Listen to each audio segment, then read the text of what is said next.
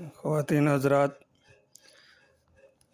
جن نافرمان بیٹوں یا بیٹیوں کے ماں باپ فوت ہو چکے ہیں وہ اس کی تلافی کیسے کر سکتے ہیں؟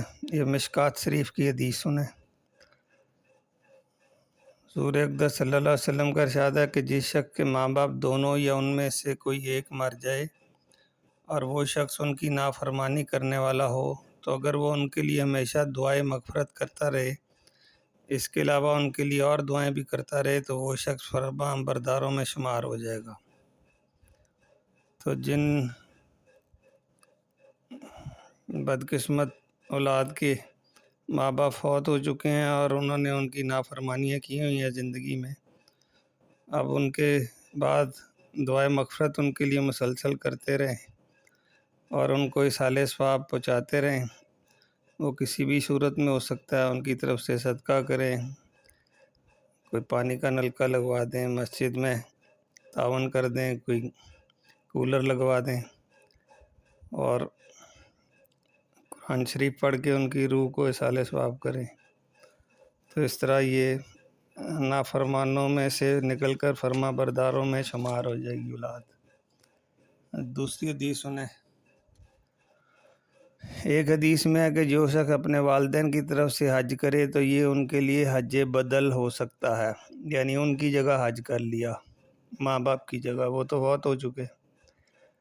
تو حدیث میں آگے لکھا ان کی روح کو آسمان میں اس کی خوشخبری دی جاتی ہے اور یہ شخص اللہ کے نزدیک فرما برداروں میں شمار ہوتا ہے، اگرچہ پہلے سے نافرمان تھا۔ ایک دوسری حدیث میں ہے کہ جو شخص اپنے والدین میں سے کسی کی طرف سے حج کرے تو ان کے لیے ایک حج کا ثواب ہوتا ہے اور حج کرنے والے کے لیے 9 حجوں کا ثواب ہوتا ہے۔ یہ فضائل صدقات کتاب ہے، حضرت شیخ الحدیث مولانا محمد زکریا رحمۃ اللہ کی، یہ انہوں نے اس میں لکھا ہے۔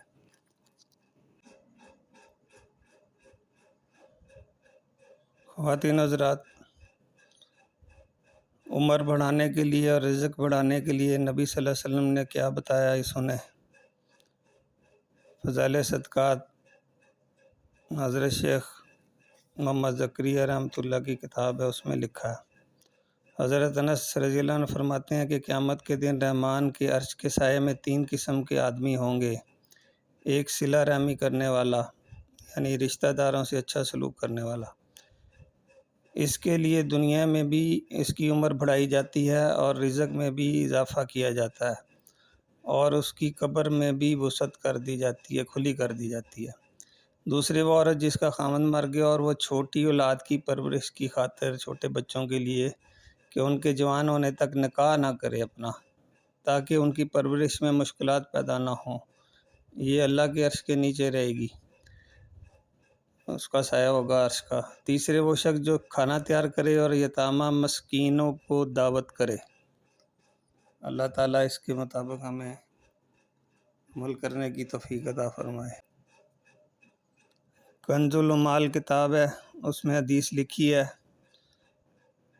حدیث شریف میں آیا ہے کہ صدقہ طریقہ کے موافق کرنا اور بھلائی کو اختیار کرنا، والدین کے ساتھ احسان کرنا اور رشتہ داروں کے ساتھ نیک سلوک کرنا آدمی کو بری قسمت بدبختی سے نیک بختی کی طرف پھیر دیتا ہے، عمر میں اضافے کا سبب ہے اور بری موت سے حفاظت ہوتی ہے۔ یہ کتنے بڑے ہمیں انعامات بتائے گئے ہیں، اتنے بڑے بڑے کہ زندگی بڑھ سکتی ہے، بری موت سے بچ سکتا ہے۔